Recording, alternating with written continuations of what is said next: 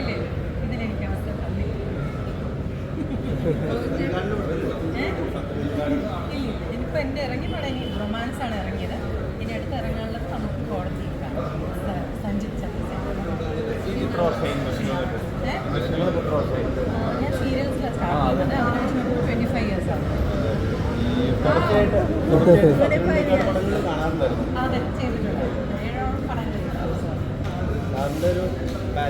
ഞാനെൻ്റെ first film എന്ന് പറയുന്നത് സത്യസാറിൻ്റെ മനസ്സിനക്കരയാണ്. സപ്പോർട്ട് ചെയ്യാം. ഓക്കെ.